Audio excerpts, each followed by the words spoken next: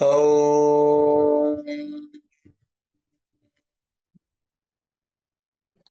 अव्यक्तं व्यापकं नित्यं गुणातीतं चिदात्मकं व्यक्तस्य कारणं वन्दे व्यक्ताव्यक्तं तमीश्वरम्।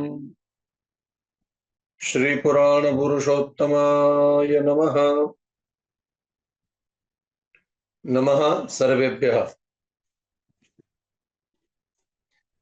भगवान पुराण पुरुषोत्तम की असीम और अगाध कृपा का जो हम अनुभव कर रहे हैं, वो पुराण प्रज्ञा प्रतिष्ठान के जो आश्रयदाता है, आश्रय नीति है, ऐसे पूज्य श्री नरेंद्र भाई गुरु जी के श्री चरणों में मैं वंदन करता हूं। और हम सब मिलके जिनका आश्रय लेके पुराण की शिविर करते हैं, ऐसे परम सखा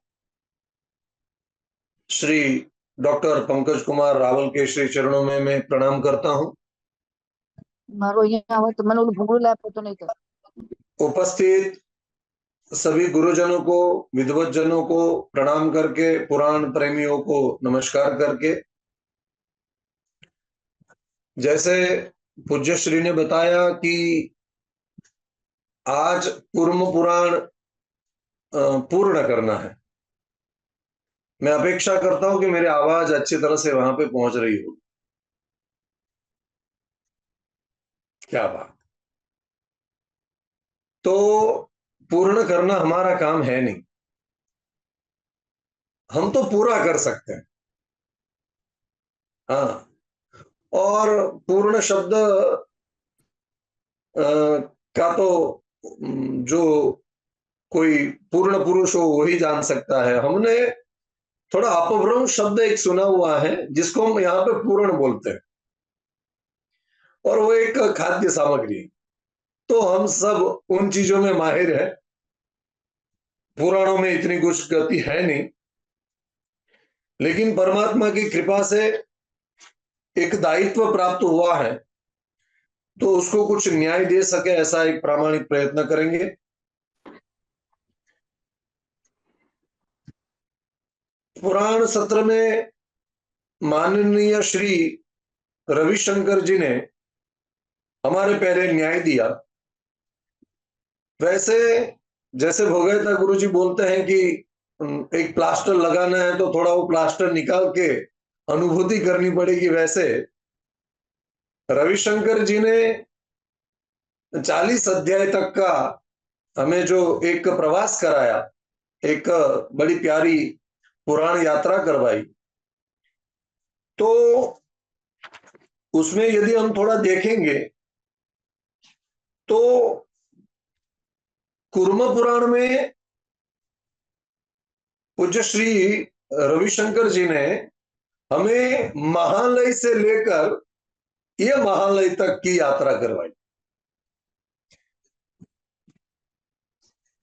महादेवस्य देवस्य महालय मिति श्रुतम, और भगवान ने तत्र देवादिदेवेन रुद्रेण त्रिपुरारिणा शिलातले पदम न्यस्तम नास्तिकानम निदर्शनम। भगवान महादेव ने नास्तिकों के लिए प्रमाण के रूप में शिलातर पर चरण का चिन्ह स्थापित किया, क्योंकि जो न अस्ति ऐसा समझ रहे हैं, उनके लिए कोई थोड़ी अस्तित्व का कोई पद चिन्ह प्राप्त हो जाए तो उनकी भी भावना थोड़ी आगे बढ़े। इस श्रृंखला में मैं थोड़े पीछे के अध्यायों में क्यों आया हूं वो भी आपको थोड़ा बताना चाहूंगा। आप स्वयं भी यदि कूर्म पुराण खोलेंगे और 36वें अध्याय में प्रवेश करेंगे तो आप सबको 36वें अध्याय के 10वां जो श्लोक है उसमें कुछ प्राप्त होगा। कि तीर्थम कनखलम पुण्यम महापातक नाशनम यत्र देवेन रुद्रेण यज्ञो दक्षस्य नाशिता।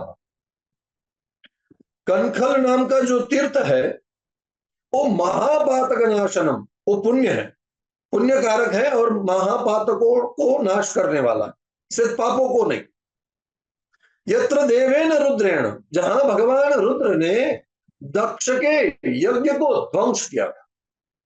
इतना ही नहीं, आगे 11वें श्लोक में तत्र गंगाम उपस्पृश्य सुचिर भाव समन्विता मुच्यते सर्व पापेस्तु ब्रह्मलोकम लभेन मृतः। कोई व्यक्ति का मृत्यु हो चुका है फिर भी उसको ब्रह्मलोक की प्राप्ति होती है, और गंगा उपस्पृश्य, वहां पे गंगा जी का स्पर्श विशेष पवित्र वाला माना गया है। ये मैं इसलिए बोल रहा हूं कि आने वाला जो कुर्म पुराण, वहां पे जो प्रत्यक्ष शिविर होने वाला है वो इस स्थान पे होने वाला है। अब जैसे हम श्रीमद् भागवत जी का सोचेंगे कि तटमानंद नामकम, तो श्रीमद् भागवत जी के तौर पे जाएंगे तो कुर्म पुराण की भी शिविर है तो कुर्म पुराण के सहारे जाएंगे। तो ये तो बड़ा सौभाग्य है कि हमने परमात्मा की कृपा से जो 28 मई से जो शिविर होने वाली है कुर्म पुराण और श्रीमद् भागवत जी की, वो कनखल में होने वाली है, मां गंगा जी के सानिध्य में होने वाली है। उसका थोड़ा प्रमाण भी यहाँ पे प्राप्त हो रहा है। थोड़ा पीछे आने का कारण भी यही था। उसके बाद भगवान स्वयं बोल रहे हैं कि अत्र नित्यम वसिष्यामि सह नारायणेन च। भगवान शिव बोल रहे हैं कि मैं स्वयं यहाँ पे नित्य निवास करता हूं, सिर्फ दिन में निवास करता हूं शुक्ल पक्ष में, ऐसा नहीं, नित्य निवास करता हूं। और प्राणानिह नरस्त्यक्त्वा न भूयो जन्म विन्दति। यहाँ पे कोई व्यक्ति यदि प्राण छोड़ देता है तो फिर उसको दोबारा जन्म लेना नहीं पड़ता। हम इंसान, मनुष्य देह एक ऐसा है कि सब कुछ छोड़ सकता है लेकिन प्राण नहीं छोड़ सकता। हाँ, और शास्त्रों में यहाँ पे जितने भी तीर्थ बताए गए होंगे सब जगह पे बोला होगा यदि आपने प्राण छोड़ दिया तो बाकी पुनर्जन्म न विद्यते, आपको फिर से जन्म लेने की आवश्यकता नहीं। तो हमें ऐसा लगेगा कि भारत देश में तो ऐसी भगवती भागीरथी, भगवती कालिंदी, भगवती सरस्वती बह रही है तो हमें तो इसका लाभ मिलता है। लेकिन जो विदेश में बैठे हैं और वो वहां पे कुछ प्राण त्याग कर देंगे तो उनका क्या होगा, क्योंकि काफी लोग विदेश में भी शिफ्ट हो रहे हैं। तो यहाँ पे लिखा है संस्मरन्ति च ये तीर्थम देशांतर्गता जनाः तेषां च सर्व पापानि नाशयामि द्विजोत्तमाः। हे द्विजोत्तमा, हे विप्रो, मैं आपको दावे के साथ बोल रहा हूं कि केवल स्मरण करेंगे इन तीर्थ का तो भी उनके सभी पापों का नाश करेंगे। भगवान बोल रहे हैं कि यत्रेश्वरो महादेवो विष्णुर्वा पुरुषोत्तम तत्र सन्नीता गंगा तीर्थ न्यायतनानि च। जहां पे भगवान शिव, भगवान महादेव और भगवान नारायण यानी भगवान विष्णु स्वयं पुरुषोत्तम जहां पे भी होते हैं वहां पे गंगा होती ही है, लुप्त होती है, गुप्त होती है, प्रकट होती है, और सभी तीर्थ की उपस्थिति वहां पे होती है।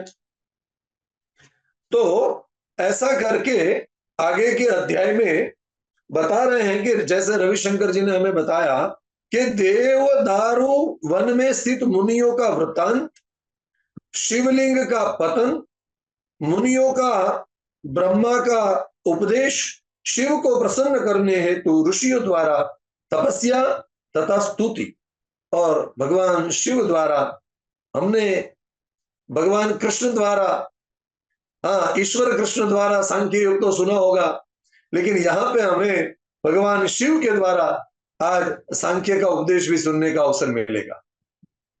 तो ऋषय ऊचुः कथम दारुवनं प्राप्तो भगवान गो वृषध्वजः मोहयामास विप्रेन्द्रान् सूत भक्तुमिहारसि। ऋषियों ने कहा है सुत जी, इस समय आप यह बतलाए कि भगवान गो वृषध्वज ने दारू वन में आकर श्रेष्ठ ब्राह्मणों को मोहित क्यों किया। तो सूची बोले कि प्राचीन काल में देवताओं ने और सिद्धों ने सेवित रमणीय ऐसा जो दारूवन था, उसमें मुनिजन अपने पुत्रों तथा अपनी स्त्रियों के साथ तपस्या करते थे। मुनियों भी, हाँ, तपस्या में ये कोई ऐसा बोलेंगे कि गृहस्थ आश्रम बाधा डालता है, तो उनके लिए बहुत अच्छा प्रमाण। और कूर्म पुराण है ना, एकदम शनि शनि शनि धीरे धीरे प्रमाणित कर देता है पुत्रों के साथ। हाँ, संसार बसाने के बाद, वंश वृद्धि करने के बाद भी आप भगवान की बड़े प्यार से साधना और तपश्चर्या कर सकते हो। तो यहाँ पे लिखा है कि कृत्वा विष्णु, तो भगवान वहां पे सपुत्र धारा और ऋषियों को घूम रहे थे, तो भगवान शिव को विचरण करते करते वहां आने का मन किया। तो भगवान अकेले नहीं आए, कृत्वा विश्व गुरु विष्णु पार्श्वे देवो महेश्वर, कृष्ण वंदे जगत गुरु सुना था। यहाँ पे विश्व गुरु विष्णु, भगवान विष्णु को जो विश्व गुरु है उनको साथ में लिया, और यो निवृत्ति विज्ञान स्थापनार्थम च शंकर। प्रवृत्ति मार्ग तो सब लोग उसमें बहुत लगे थे, प्रवृत्त थे, लेकिन प्रवृत्ति मार्ग से निवृत्त होने के लिए, निवृत्ति मार्ग की स्थापना के लिए भगवान ने अपने साथ विष्णु को लिया। और ऐसा नहीं, हाँ, आस्था विपुलम वेशम मुनि विंशत, मुनि वेशमनु, मुनि वेशमुनि विंशत विंशति वत्सरा, ऊनविंशत वत्सरा, यानी 19 साल के भगवान बने, एकदम युवा। तब भी परंपरा होगी कि 18 साल के बाद शादी हो सकती है, इसलिए भगवान 19 साल के एकदम नव युवा बने। और भगवान मोहिनी रूप लेने वाले भगवान विष्णु को स्त्री बनाया, और स्त्री बनाने के बाद जैसे जैसे भगवान आगे भोले बाबा बढ़ते हैं, उनके पीछे पीछे यहाँ पे हरिहर का जो एक अद्वैत स्वरूप है ना, वो बड़ा प्यारा है। देखिए, महादेव को अनुकरण भगवान विष्णु कर रहा है। और स्त्री वेशम विष्णु रास्ताय सोनु गच्छति शूलिनम, भगवान शूली के पीछे पीछे पत्नी बने हैं, तो पत्नी का अधिकार जो दायित्व है वो भी बता रहे हैं कि पत्नी पति के पीछे पीछे चलनी चाहिए। हाँ, और उसके बाद सुपीत वसनम दिव्यम श्यामलम चारुलोचनम उदार हंस चलनम विलासी सुमनोहरम। गजगामी चाल से भगवान जब चल रहे थे, तो वहां आश्रमवासी जो ऋषि मुनि और ऋषि पत्नियां और ऋषि पुत्र जो थे, वे सब देखकर मुग्ध हो गए। और ऐसे ही भगवान को दृष्टवा चरंतम विश्वेशम तत्र तत्र पिनाकिनम, भगवान पिनाकिन को ऐसे घूमते हुए देख के माया मोहिता नारियो देव देवम समन्वयु, सब नारियां माया से मोहित हो गए। और जिन्होंने अपने मन को वश में कर रखा है, और ऋषियों के सभी जो युवा पुत्र हैं वो भी काम पीड़ित होने लगे।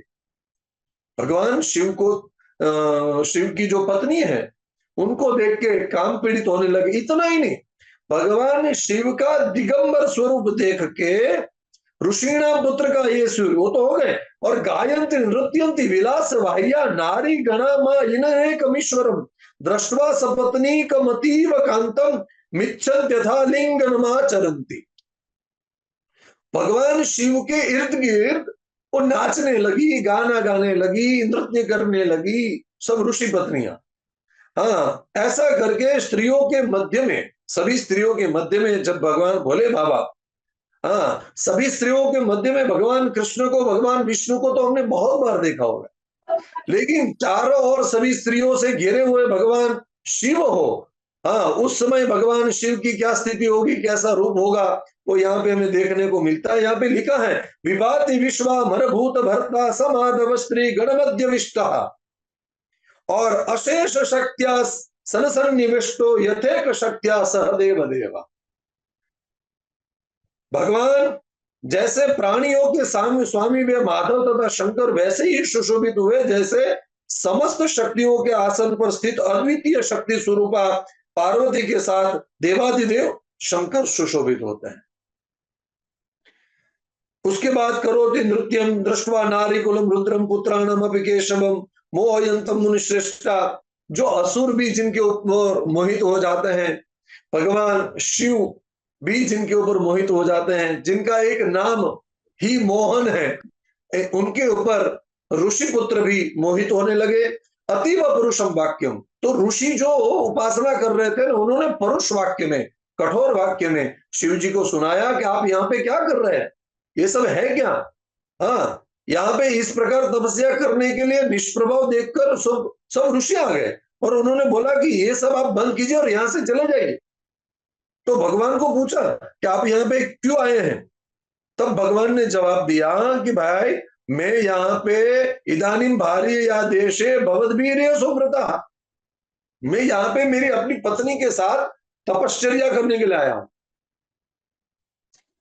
ऐसा वाक्य जब सुना तो उचुर गृहीत्वा वसनम त्यक्त्वा भार्या तपश्चर, ऋषियों ने भगवान शिव को उपदेश दिया कि ऐसे तपश्चर्या नहीं होती है, मन में भोग है और बाहर योग है, ऐसे तपश्चर्या थोड़ी होगी। और वो भी महान योगी को बता रहे, तो वो बता रहे हैं कि ऊंचो ऋषय ऊंचो के गृहीत्वा वसनम, आप दिगंबर है ना, पहले आप वाघांबर चर्मांबर पीतांबर धारण कीजिए, ये दिगंबर अवस्था में यहाँ पे तपश्चर्या नहीं होगी।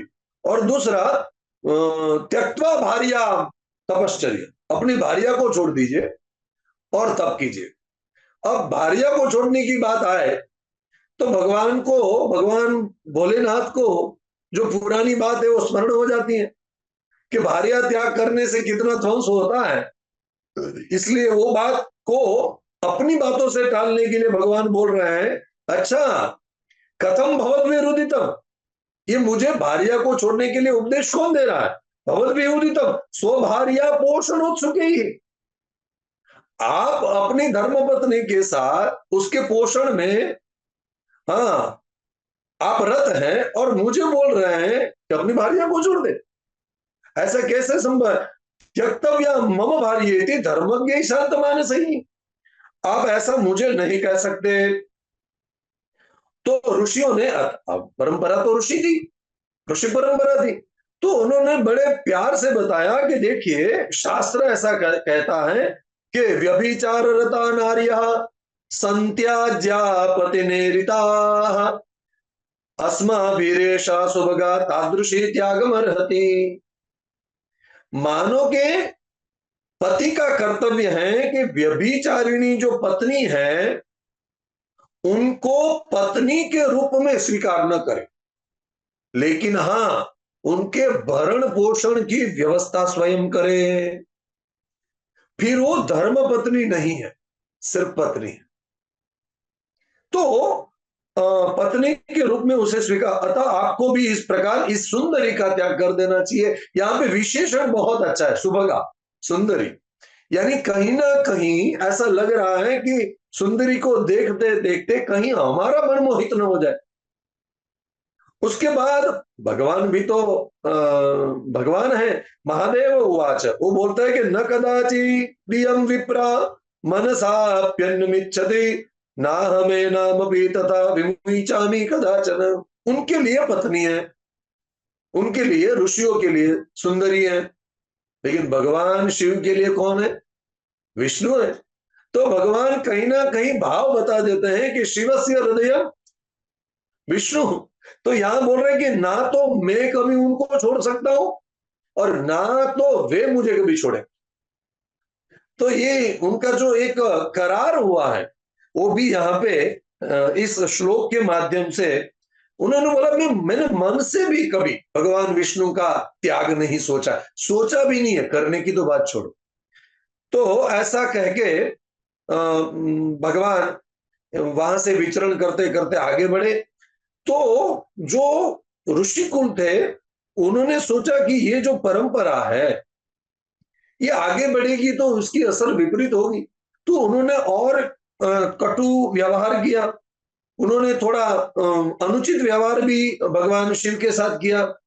इससे और उत्साह के साथ बोले कि आपको तपश्चर्या करनी है ना, तो या तो आप वस्त्र धारण कर लीजिए या तो अपना ये जो लिंग है उनको उखाड़ दीजिए, उनको छोड़ दीजिए। तो भगवान ने बोला, इत्युक्त्वा पाठयामास भगवान भग नेत्र, हाँ, ना पश्यन् तत्क्षणे नेशम केशवम लिंगमेव च, नहीं चाहिए। यदि एक कोई चीज बाधा कर रही है आप सबकी तपश्चर्या में तो वरम एक त्याग, एक का त्याग करना श्रेष्ठ है।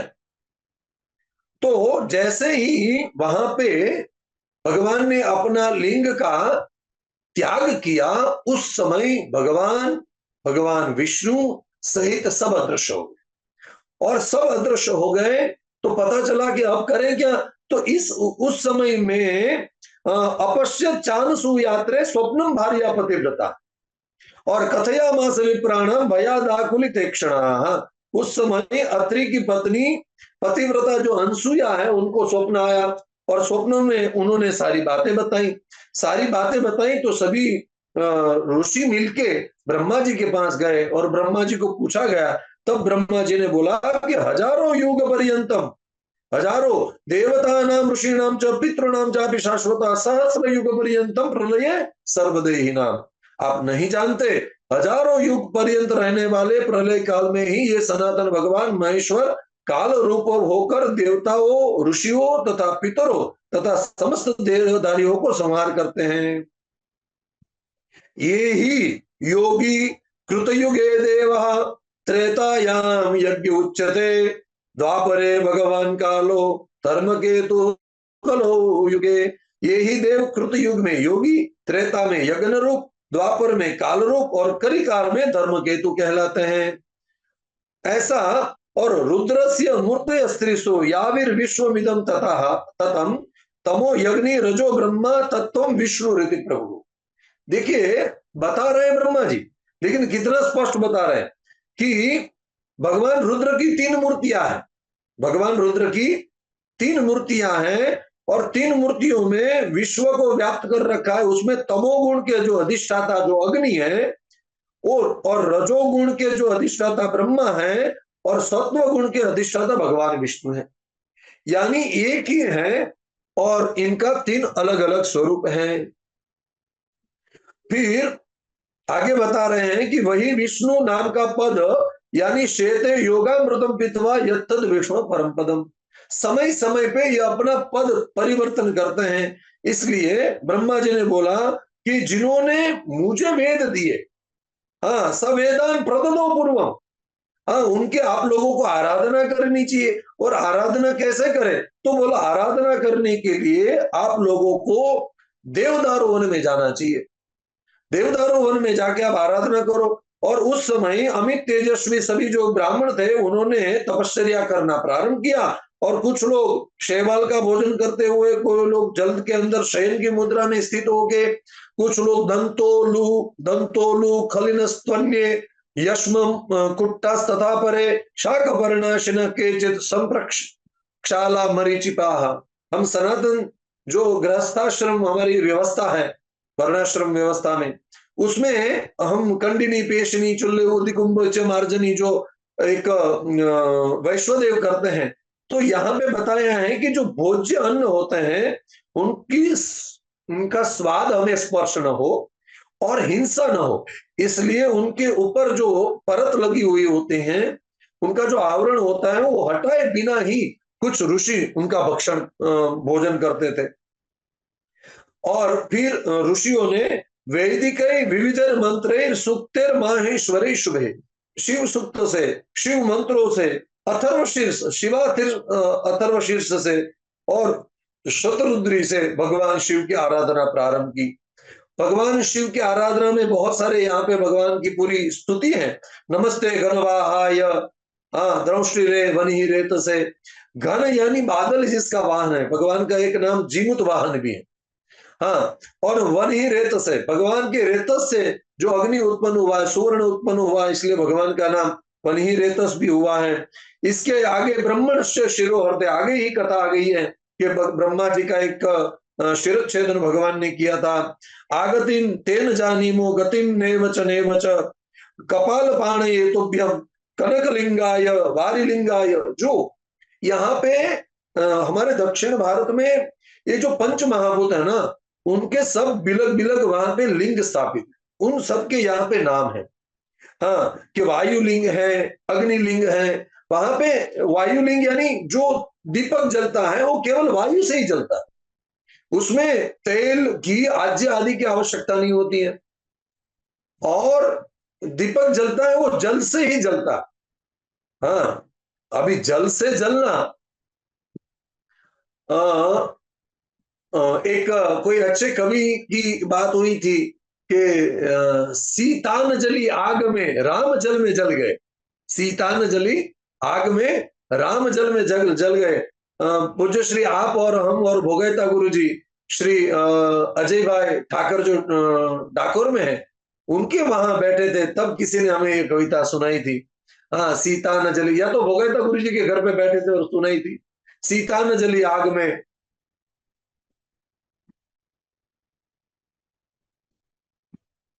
कहाँ पे सुन, वहीं पे सुनाई थी ना प्रभु जी।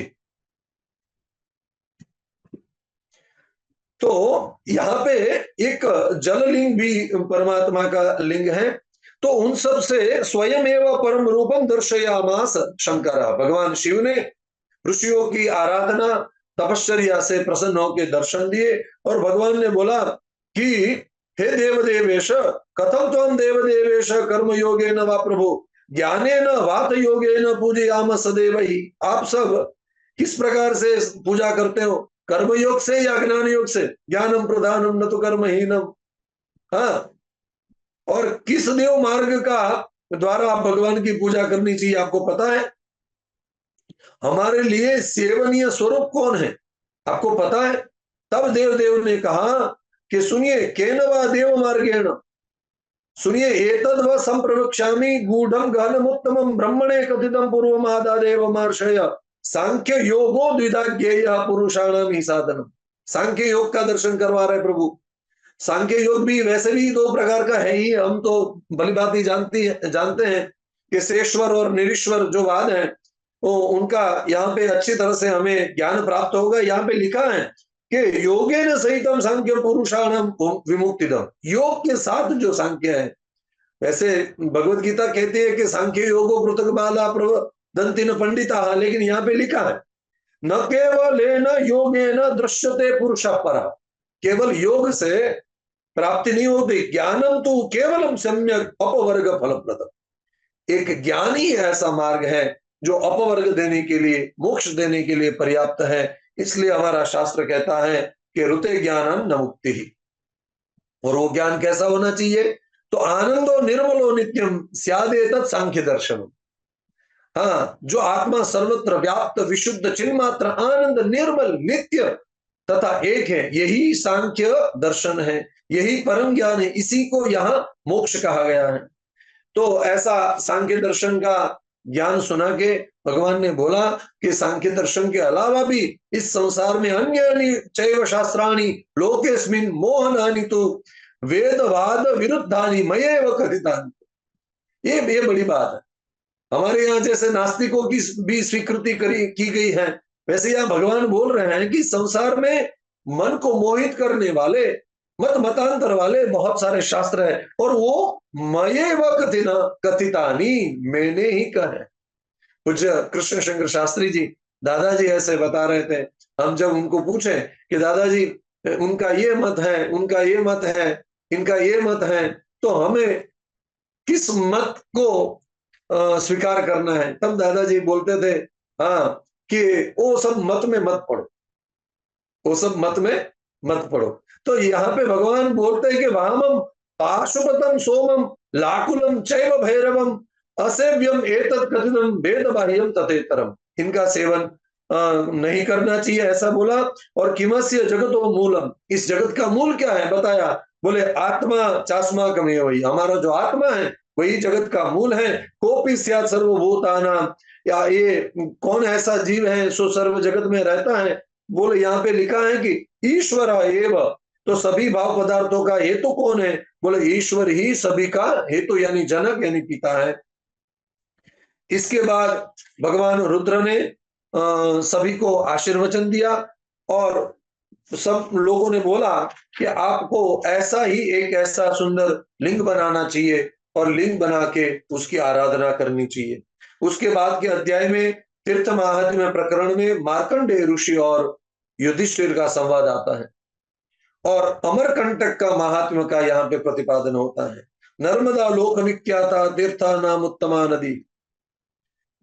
हाँ, यहाँ पे नर्मदा जो नदी है, नर्मदा सर्व तीर्थानाम मुख्या ही भवतेरिता, सभी तीर्थों में नर्मदा मुख्य है, क्योंकि इस समय उन्हीं का महात्मा आप बताइए, क्योंकि आपने नर्मदा को सभी से उत्तम बताया है, तो मार्कंड ऋषि ने बोला कि नर्मदा सरिताम श्रेष्ठा, उत्तम भी है श्रेष्ठ भी है, लेकिन क्यों? बोला रुद्र देहात विनिश्रुता, भगवान शिव के शरीर से देहादेव विनिश्रुता।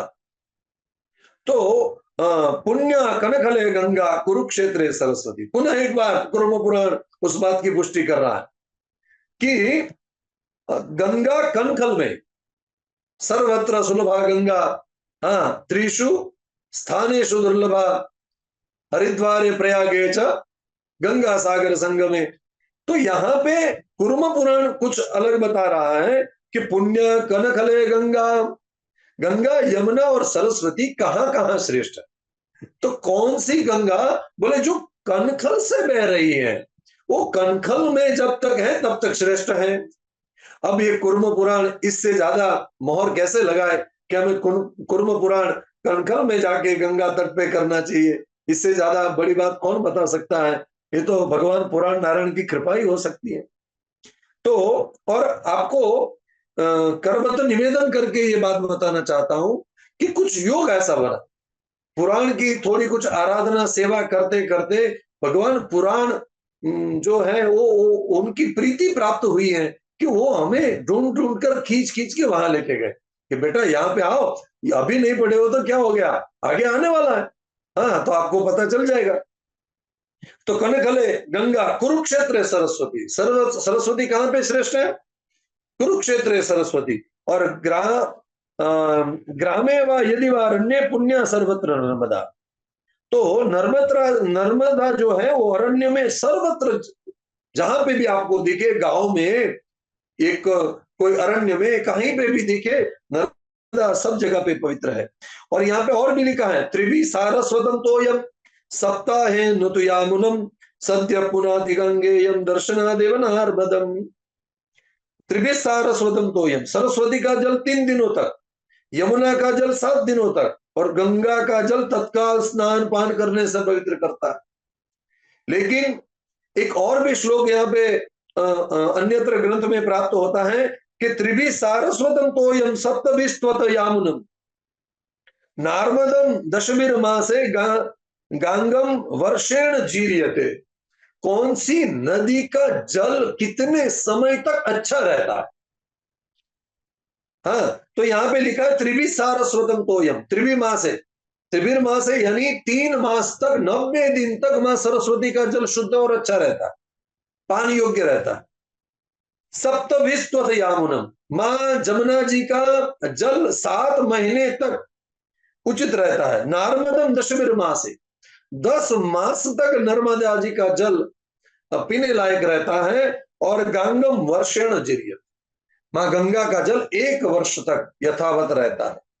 इसके बाद कौन से तीर्थ हैं? और यहाँ पे एक अमरकंटक पर्वत की बात बताई है कि अमरकंटक के 60 तीर्थ सहस्राणी 60 कोट्य तथैव च, यानी 60 करोड़ 60 हजार तीर्थ उनके इर्द गिर्द स्थित है। भगवान की कृपा से प्रति वर्ष, थोड़े कुछ सालों से प्रति वर्ष अमरकंटकेश्वर पर्वत का दर्शन आगे आएगा, जालेश्वर महादेव का दर्शन, अमरेश्वर महादेव का दर्शन, अभिषेक, वो सब आएगा। उनका प्रति वर्ष दिवाली के बाद जब भगवान की जागृति हो जाती है, वहां जाने का एक अवसर भी मिलता है। यहाँ पे लिखा है पश्चिमे पर्वत तटे सर्व पाप विनाशनः रुदो जलेश्वरो नाम त्रिषु लोकेषु विश्रुतः। यही जालेश्वर है जिसकी हम वार्ता कर रहे थे। जालेश्वरम तीर्थवरम सर्व पाप विनाशनम। पहले अमरकंटक की पर्वत की परिक्रमा नहीं होती थी, लेकिन वहां इतने साल से जाने का अवसर मिल रहा है, तो वहां के लोगों को मिलके थोड़ी कुछ जानकारी पुराण के माध्यम से मिलके, थोड़े कुछ वहां पे जो विद्वान हैं उनसे संगोष्ठी करने के बाद एक 3-4 साल से अमरकंटक जो पर्वत है, हाँ उसकी परिक्रमा प्रारंभ की। 5 दिन में परिक्रमा हो जाती है। वहां के जो निवासी लोग होते हैं वही रास्ता दिखाते हैं। अभी धीरे धीरे हाथ से लिख के थोड़ा कुछ बोर्ड वगैरह बनाया है, लेकिन वो भी पर्वत की जो प्रदक्षिणा है परिक्रमा है वो करने में विशेष आनंद आता है। और यहाँ पे लिखा है कि प्रदक्षिणम तो यः कुर्यात् पर्वतम यमरकंटकम पौंडरीकस्य यज्ञस्य फलम प्राप्नोति मानव। यहाँ पे पौंडरिक यज्ञ का फल प्राप्त होता है। उसके बाद नर्मदा नदी का विशेष कहाँ कहाँ तटवर्ती जो विस्तार है उसका बताया कि नर्मदा सरिताम श्रेष्ठा सर्व पाप विनाशिनी, हाँ रुद्रगाथा विनिष्क्रांता लोकानां हित काम्या, कहाँ कहाँ पे वो घूम रही है, तो कौन से तीर्थ हैं। तो ततो गच्छेत राजेंद्र बलि तीर्थम उत्तमम, जो बलि राजा ने यज्ञ किया था नर्मदा के तट पे, वो तीर्थ पे भी जाना चाहिए। उसके बाद ऋषि तीर्थ की बात आई, उसके बाद ऋण तीर्थ की बात आई, उसके बाद पिंगलेश्वर तीर्थ की बात बताई, उसके बाद व्यास तीर्थम तपोवनम ततो दीप्तेश्वरम गच्छेत व्यास तीर्थम तपोवनम, व्यास तीर्थ की बात आई। ये सब मैं थोड़ी गति से इसलिए बता रहा हूं कि रविशंकर जी ने हमें सभी यात्रा करवा दी है। उसके बाद अहल्या तीर्थ, उसके बाद सोम तीर्थ, उसके बाद ब्रह्म तीर्थ, विष्णु तीर्थ, कोटि तीर्थ, सभी तीर्थ की यात्रा करते करते शुक्ल तीर्थ में आना चाहिए। और शुक्ल तीर्थ के बारे में यहाँ पे लिखा है रजकेन यथा वस्त्रम शुक्लम भवति वारिणा, जैसे अच्छे किसी धोबी को दे दोगे तो दाग धब्बा लगा होगा, वो वस्त्र को निर्मल और शुद्ध कर देगा। वैसा यदि हम शुक्ल तीर्थ में जाएंगे तो हमारा देह, हमारा मन, मनसा वचसा कर्मणा हम निर्मल हो जाएंगे। ऐसा शुक्ल तीर्थ की महिमा बताई। और आगे के एक अंगारेश्वर महादेव की भी यहाँ पे विशेष उल्लेख बताया कि जब अंगार की हो, हाँ उस दिन वहां पे जाके यदि हम उनकी आराधना करेंगे, स्नान आदि करेंगे तो हमें ब्रह्मलोक की प्राप्ति होगी। इसका भी हमने परमात्मा की कृपा से एक बार लाभ प्राप्त हुआ है।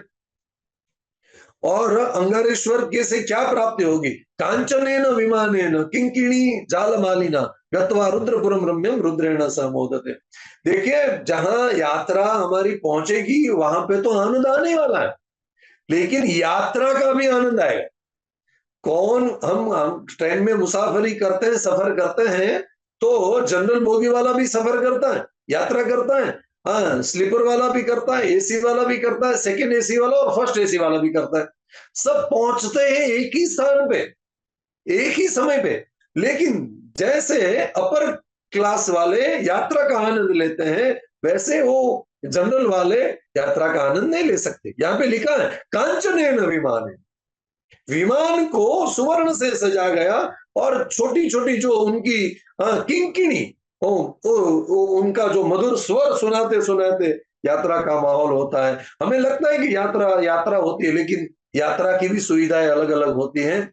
उसके बाद तीर्थ महात्म्य में नर्मदा के समीपवर्ती जो तीर्थ है, मार्कंडेय ऋषि युधिष्ठिर को दौत पाप नाम का तीर्थ बताते हैं, जगह जहां स्वयं वृषभध्वज ने अपना पाप को धोया था। उसके बाद शंख तीर्थ, शिखी तीर्थ, सावित्री तीर्थ, एरंडी तीर्थ, ऐसे अलग अलग तीर्थ करते करते, हाँ एतानी तव संक्षेपात प्राधान्यात कथितानि तो न शक्या विस्तराद वक्तुम संख्या तीर्थेषु पांडव। हे युधिष्ठिर, तीर्थों की संख्या भी मैं नहीं बता सकता, तीर्थों के बारे में तो कैसे बता सकता। हाँ उसके बाद 41वें अध्याय में तीर्थ महात्म्य के प्रकरण में नैमिषारण्य की बात आती है।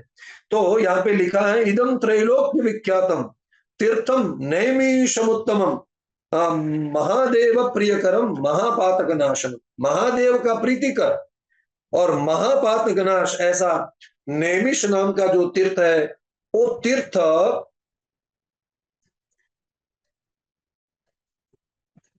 सभी देवों का भी जो सेव्य जो स्थान है और महादेव को जो सबसे अधिक प्रिय है, ऐसा वो तीर्थ है। उस तीर्थ के बारे में बता रहे हैं कि नैमिष नाम का जो तीर्थ है, वो नैमिष तीर्थ किसको बोला, तो यहाँ पे लिखा है कि महादेव दृदृक्षूणाम ऋषीणाम परमेष्ठिनाम ब्रह्मणा निर्मितम स्थानम तपस्तप्तुम द्विजोत्तमा। हे द्विजोत्तमा, महादेवम दिदृक्षुणाम परमेष्ठिनाम ऋषीणाम तपस्तप्तुम ब्रह्मणा स्थानम निर्मितम। ये ऋषि मुनियों के लिए तपश्चर्या करने के लिए ब्रह्मा ने ये स्थान निर्माण किया है। बोले वो कहां पे आया, बोले तेन चक्रेण तत्सैन्यम आसुरम दोर्जयम क्षणात् निमिषांतर मात्रेण भस्मवत बहुधा कृतम।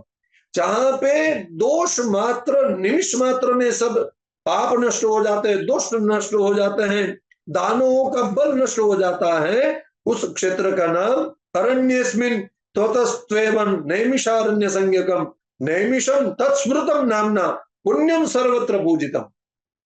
इतना ही नहीं, स्थानम भगवत शंभो हो, ये भगवान शिव का प्रिय स्थान है। और कले तत्र प्रवेशो न कदाचित संभविष्यति, कलयुग का वहां पे कभी प्रवेश नहीं होगा। ऋषियों ने पूछा कब तक वहां पे रहे?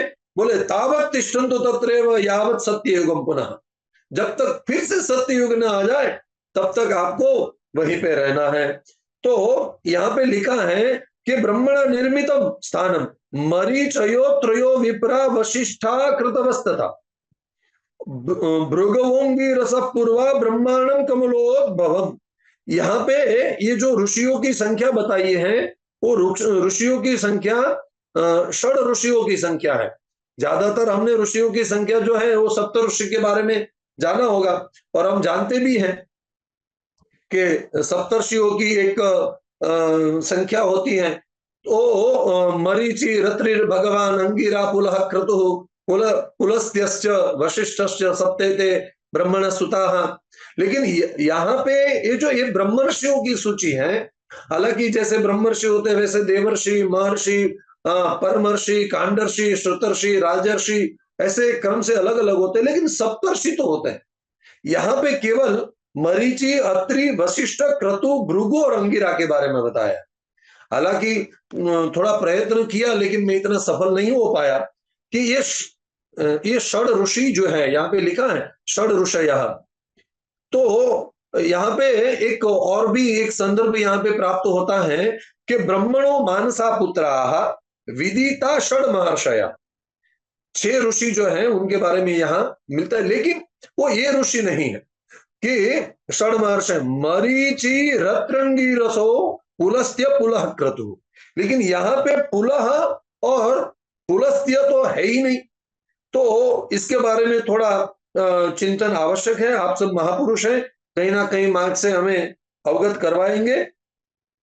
तो वशिष्ठादि जो ब्रह्मर्षि थे उन्होंने बोला कि नैमिषम तत्स्मृतम नामना पुण्यम सर्वत्र पूजितम, वहां पे जाओ। और तीर्थ, इनको तीर्थ घोषित किया है, घोषित किया है। तीर्थ इसलिए क्योंकि तीर्थ का एक क्रम है। शतपथ ब्राह्मण में ये बात आती है कि सयत कुर्मो नाम एतद्वा रूपम कृत्वा प्रजापति प्रजा असृजत यद असृजत अकरोत् यद करोत् तस्मात् कुर्म कश्यपो वे कुर्मस् तस्मद आहु। इसलिए उसको और सर्वाः प्रजा काश्यपेयीति इति शतपथ ब्राह्मण, सभी प्रजा को कुर्म को एक कश्यप भी बोला जाता है, इसलिए उसका आधार लेके सभी प्रजा की उत्पत्ति हुई। इसलिए हमारा सबका जब कोई बोलता है ना कि अपना गोत्र बोलो, बोले पता नहीं है, तो बोले काश्यप गोत्र बोल सकते हो। तो यहाँ पे एक प्रश्न होता है कि मानो कि हम शादी ब्याह वगैरह करवाने के लिए जाते हैं, अभी तो भगवान की कृपा से पितृपक्ष चल रहा है, लेकिन हम कन्या पक्ष को बोलेंगे कि आप अपना गोत्र बोलो, बोले स्मरण में नहीं है, बोले काश्यप गोत्र। अभी वर पक्ष को बोलेंगे अपना गोत्र बोलो, बोलो स्मरण नहीं है काश्यप गोत्र, तो फिर से समान गोत्र हो जाएगा। हाँ, ये भी तो एक प्रश्न है। तो एक शास्त्र के माध्यम से हमें जानना चाहिए कि हमें हमारे गोत्र तक एन के न प्रकार है ना पहुंचना चाहिए। तो जब तक गात्र है तब तक गोत्र है, जब तक गात्र है तब तक गोत्र है। ऐसा अत्र पूर्वा प्रोवाच वायु, हाँ, भगवान ने यहाँ पे रह के ब्रह्मांड पुराण सुनाया है। यहाँ पे लिखा है कि अत्र पूर्वम स भगवान ऋषिणा सत्रमा सताम प्रोवाच वायुर ब्रह्मांडम पुराणम ब्रह्म भाषितम। वायु ब्रह्मांड पुराण, वायु भगवान ने यहाँ पे ये पुराण सुनाया है, ब्रह्मांड पुराण। तो इसके लिए भी ये भगवान की रमण स्थली है। और उसके बाद यहाँ पे एक दूसरा श्रेष्ठ तीर्थ है, वो है जापेश्वर। तो जापेश्वर जो है वो तीर्थ इसलिए है, यहाँ पे लिखा है कि पिनाक धारण करने वाले भगवान देवी के साथ यहाँ पर प्रसन्नता से रहते हैं। कि तीर्थ के बारे में प्रभासादीनि तीर्थानि, हम तो जानते हैं विप्रस्य दक्षिणे कर्णे वसंती, तो वैसा ही दक्षिणे करने की। तो यहाँ पे पूज्य श्रीनी हमें शायद कल या परसों ही बताया था कि नारद भक्ति सूत्र में एक बात आती है कि शास्त्र योनित्वात्। हाँ, तो शास्त्र तो भक्ति सूत्र में आता है, तो उदर में जब बालक होता है तो उसका आकार भी कहीं ना कहीं कर्ण के समान होता है। तो ब्राह्मण का जो दक्षिण कर्ण है, और इस सत्र में भी हम सब अपना कर्ण दे के बैठे हैं। तो कितने पुण्य का, कितने तीर्थों का हमें यहाँ पे विशेष लाभ मिल रहा है, ये भी एक सौभाग्य की बात है। उसके आगे विविध शैव तीर्थों का महात्म्य और तीर्थों का जो अधिकार है उसके बारे में यहाँ पे बताया है। जपेश्वर तीर्थ में जाके जो व्यक्ति स्नान आदि करेगा, रात्रि निवास करेगा, उपवास करेगा, महेश्वर की पूजा करेगा, और सभी पापों से मुक्त होके विशुद्ध आत्मा वाला बन के रुद्रलोक की और उनकी गति होगी। उसके बाद पंच तप नाम का तीर्थ है। उसके बाद हमारे भरूच के बाजू में आया। ये सब हम अभी गुजरात की यात्रा कर रहे हैं, शुक्ल तीर्थ से लेके। हाँ, फिर कायावरोहन नाम का एक तीर्थ है, महादेव का एक शुभ स्थान है। मुनियों ने माहेश्वर धर्मों का प्रवर्तन किया है यहाँ पे।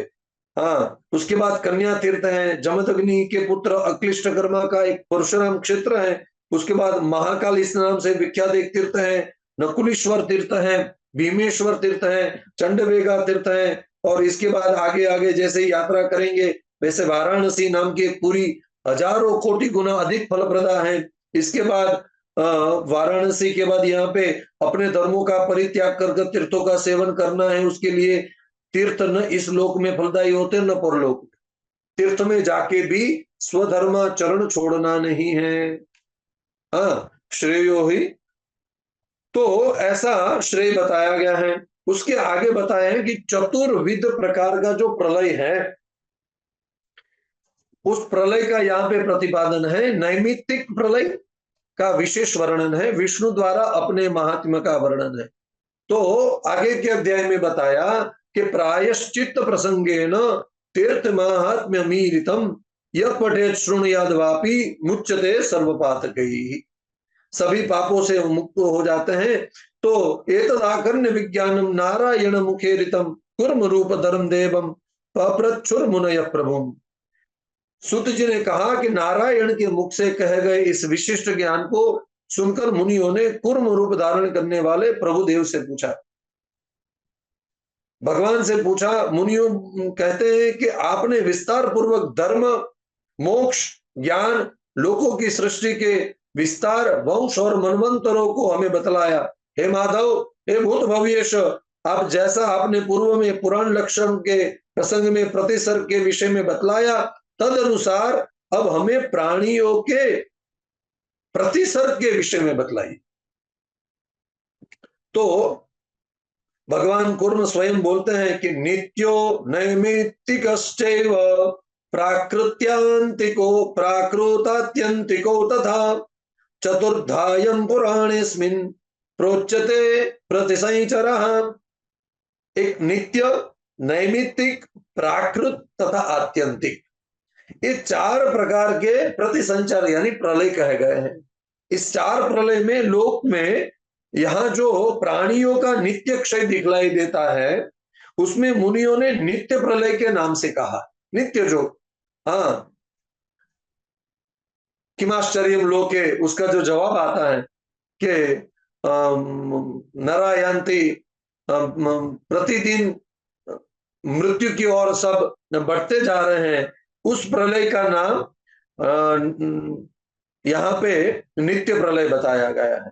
उसके बाद कल्पांत में जो ब्रह्मा की निद्रा से निमित्त होने वाले तीनों लोकों के प्रतिसर्ग प्रलय को विद्वानों ने नैमित्तिक प्रलय बताया है। महत्त्व से लेकर विशेष पर्यंतम समस्त तत्वों को का जो क्षय हो जाता है, उस काल चिंतन को प्राकृतिक सर्ग कहा है। और ज्ञान द्वारा परमात्मा में होने वाले योगियों के आत्यंतिक प्रलय को काल चिंतक द्विज यानी आत्यंतिक प्रतिसर्ग यानी प्रलय कहा गया है। भगवान कहते हैं कि अब आप नैमित्तिकम इदानीं वः कथयिष्ये समासतः, मैं थोड़ा संक्षिप्त में कहूंगा, तो आप संक्षिप्त में इसको सुनिए।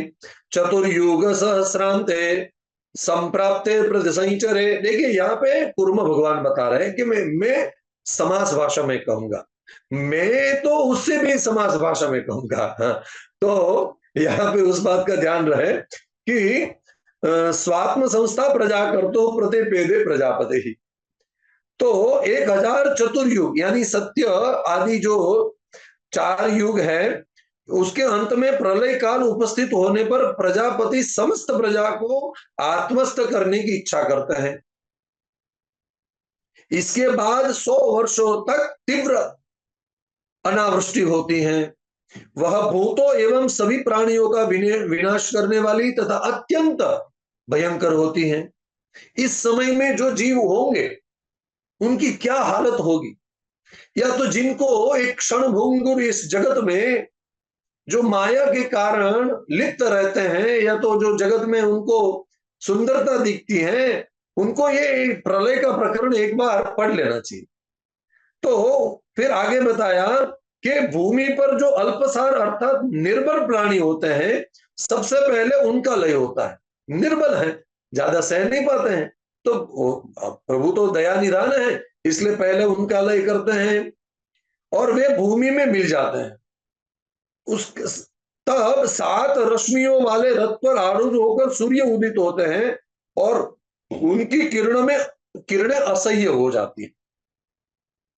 उसके बाद 7 रश्मियां महासमुद्र में स्थित जल को पीती है। उस आहार से उद्दीप्त होकर वे 7 रश्मियां पुनः 7 सूर्य बन जाती है। तदनंतर सूर्य रूप वे 7 रश्मियां चारों दिशाओं तथा संपूर्ण इस चतुर्लोक को अग्नि के समान दग्ध कर देती है, जला देती है। अब आप देखिए कि प्रलयकालीन अग्नि के तेज से युक्त वे 7 सूर्य अपनी अपनी रश्मियों के द्वारा ऊर्ध्व तथा अधोभाग को व्याप्त कर अतिशय उद्दीप्त हो जाते हैं, और उद्दीप्त होने के बाद जल से प्रदीप्त अनेक सहस्र रश्मियों वाले वे सूर्य आकाश को आवृत कर स्थिर रहते हैं और पृथ्वी को जलाने लगते हैं। पृथ्वी को जलाने के बाद तेज से उड़ती हुई पृथ्वी पर्वतों नदियों समुद्रों, यहाँ पे लिखा है दित्तवी संतदाभिष्ट रश्मि अधश्चोर्ध्वं जला तिर्यक्चैव समावृतम, और द्वीपों के साथ सब जलमय हो जाती है। उसके बाद सूर्य का जो विशेष प्रभाव बढ़ता है, तब स्थावर और जंगम पदार्थों के भी लीन हो जाते हैं और वृक्ष तथा तृणों से रहित भूमि कछुआ यानी भगवान कूर्म के पीठ के ऊपर आके दिखाई देती है। निर्वृक्षा निस्तृणा भूमि कूर्म पृष्ठा प्रकाशते। इतना ध्वंस होने के बाद, इतना संहार होने के बाद, इतना प्रलय होने के बाद आखिर जो हमारा आधार है वो भगवान कूर्म स्वयं बने हैं, कूर्म नारायण स्वयं बने। और उसके बाद हाँ, अम्बरीश मिवा भाति सर्वमापुरितम जगत, पूरा जगत समुद्रों से के लय से भर जाता है, जल में परिवर्तित हो जाता है। उसके बाद संवर्तक नाम अग्नि पर्वतों को अतिक्रमण करते हुए रुद्र के तेज से पुष्ट होने के कारण दीप्त आत्मा वाला होकर लोकों को जलाने लगता है। उसके बाद काल रुद्र रूप अग्नि, उसके बाद हाथियों के समान नाद करने वाले विद्युत से अलंकृत संवर्तक नाम भयंकर मेघ आकाश में प्रकट हो जाते हैं। और कुछ मेघ पर्वत के तुल्य हैं, कुछ मेघ हाथियों के समूह के समान हैं, कुछ कुटांगार के समान हैं, कुछ मछलियों के समूह के आकार के होते हैं। वे मेघ अनेक रूप धारण करने वाले, भयंकर आकार वाले, घोर गर्जना जैसी ध्वनि करने वाले होते हैं। हम तो इनका वर्णन सुन के भी डरने लगते हैं। हाँ, तो उस समय की स्थिति कैसे हो सकती है, कैसे होगी। तो तदुपरांत वे मेघ बाढ़ के समान जल की वर्षा करते हैं और अत्यंत अकल्याणकारी उस संपूर्ण अग्नि को नष्ट कर देते हैं। अतिशय वृष्टि होने के कारण जगत जल से पुनः परिपूर्ण हो जाता है। ऐसा वर्णन करते करते बताते हैं कि तस्मिन एकार्णवे घोरे नष्टे स्थावर जंगमे योग निद्राम समास्ताय शेते देवा प्रजापति। भगवान प्रजापति उस भयंकर एकारण महासमुद्र में स्थावर जंगम में सभी के लीन हो जाने पर योग निद्रा का आश्रय ग्रहण करके शयन कर लेते हैं। अभी भी प्रभु सोए हुए हैं। और महर्षियों ने 1000 चतुर्युगी का एक कल्प कहा। 1000 चतुर्युगी का एक कल्प कहा है। 12 हो वर्तते कल्पो यस्य विस्तारयिता। उसमें से 12 कल्प इस समय चल रहा है, हम बोल रहे हैं ना श्वेत 12 कल्प है। और ब्रह्मा विष्णु तथा शिवात्मक असंख्य कल्प है। तो पुराणों में काल चिंतक मुनियों ने उनका वर्णन किया है। सात्विक सत्व प्रधान कल्पों में हरि का अधिक महात्म्य होता है। तामस प्रधान कल्पों में भगवान शिव का अधिक महात्म्य होता है। और राजस प्रधान कल्पों में भगवान ब्रह्मा का यानी प्रजापति का विशेष और अधिक महात्म्य होता है। इस समय प्रवर्तमान 12 कल्प सात्विक कल्प है। देखिए भगवान ने हमें कैसे चुना होगा कि सात्विक कल्प में हम धरातल पे जाके भगवान पुराण नारायण की कुछ सेवा कर सके। तो ये भी एक विशेष उनकी कृपा से ही प्राप्त हो सकता है। और कुर्म भगवान का आश्रय ग्रहण करना चाहिए। और हम तो वैसे भी करीबन 9वां या 10वां सत्र है, भगवान कुर्म नारायण का ही आश्रय ले रहे हैं। और अग्रिम वर्ष में भगवान कुर्म पुराण का साक्षात आश्रय भी लेंगे। इसके बाद भगवान स्वयं बता रहे हैं कि अहम पुराण पुरुषो भूर्भुवो प्रभुवो विभो सहस्र चरण श्रीमान सहस्रांशु सहस्रदृक्। मैं पुराण पुरुष हूँ, भूर्भुव स्व तथा प्रभव तथा विभु। और मैं हजारों चरणों वाला, श्री संपन्न, हजारों किरणों वाला तथा हजारों नेत्र वाला मैं स्वयं हूँ। और मैं ही मंत्र, मैं ही अग्नि, मैं ही ब्राह्मण, मैं ही गौ, मैं ही कुश और मैं ही समिधा हूं। मंत्रोग्निर्ब्राह्मणा गावा कुशाश्च समिधो यहम। देखो जिसका हवन कर रहे हैं वो भी हो, जिससे कर रहे हैं वो भी हो, जिसके लिए कर रहे हैं वो भी हो, काल भी जिस समय कर रहे हैं वो भी हो। तो प्रोक्षणीच श्रुवश्चैव सोमो घृतमथास्मि हम संवर्तको महानात्मा पवित्रम परमम यशः वेदो वेद्यम प्रभुर्गोप्त गोपतिर ब्रह्मणो मुखम अनंतस्तारको योगी गतिर्गतिमतांबरः हंस प्राणोत कपिलो विश्वमूर्ति सनातना क्षेत्रज्ञ प्रकृति कालो जगबीज मतावृतम माता पिता महादेवो मत्तो अन्यत्र न विद्यते। दूसरा कुछ है ही नहीं।